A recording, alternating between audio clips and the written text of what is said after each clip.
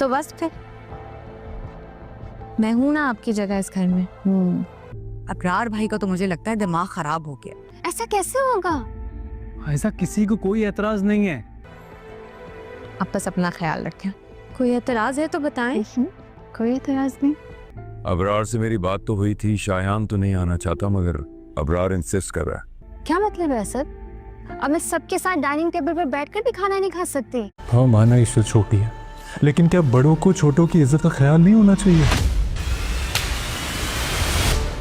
हर बार तुम्हारी बीवी की इंसल्ट होती है। क्या कहा था आपने कि मुझे इस घर से ही नहीं आशिर की जिंदगी से भी निकाल देंगी? वहाँ बीवी की आंखों से मोटे मोटे आंसू गिरेंगे और आप यहाँ आशिर भाई की नजरों से। तो असद भाई और अंकल के सामने जाके अपनी भाभी के खिलाफ कुछ बोल पाओगे? और देखें, मैंने आज आपको आपके ही कमरे से बेदखल कर दिया।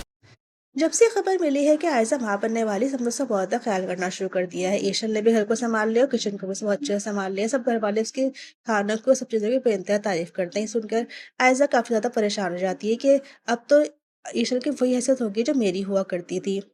दूसरी जानिब अब ईशन ने सबसे ये भी कह दिया है कि आयशा भाभी को आराम की ज़रूरत है, वो अपने कमरे में खाना वगैरह भी खा लेकर। जब असद उससे ये बात कहता है तो वो उसे भड़क उठती है कि क्या मैं अब सबके साथ बैठ के खाना भी नहीं खा सकती डाइनिंग टेबल पे? तो उससे कहता है कि सब लोगों को कोई भी एतराज़ नहीं है, तुम आराम से यहाँ पे आराम करो, और तुम्हें डॉक्टर ने आराम करने के लिए कहा है तो तुम खाना यहाँ पे खा सकते हो, किसी को एतराज़ नहीं है।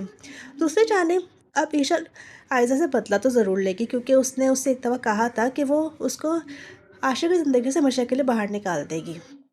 तो वो उसका इस तरह से करेगी कि एकदम उसे बेइंतहा गुस्सा आ जाएगा और वो ईशल पे हाथ तक उठा देगी। जब वो हाथ उठाएगी, उसका ताशिर वहाँ पर आ जाएगा, वो सब कुछ देख लेगा। अब ये सब कुछ देखने के बाद ईशल जो है वो अपने कमरे में जाएगी, अपने शौहर से यही कहेगी कि तुम इतना सब कुछ होने के बावजूद भी कि तुम्हारी बीवी के यहाँ पे कोई हैसियत नहीं है, कोई इज्जत नहीं है, तुम कभी भी अपने बाबा भाई के सामने कोई बात नहीं करोगे। तो वो उसको ले जाकर अपने बाप के सामने खड़ा कर देता है। उससे कहता है कि क्या बड़ों की इज़्ज़त करने का मतलब ये है कि बड़े छोटों की बिल्कुल भी कोई इज़्ज़त ना करें, यहाँ तक उन पे हाथ भी उठा दें? ये बात सुनकर उनको भी बहुत ज़्यादा गुस्सा आएगा और वो इसके बारे में बात भी करेंगे।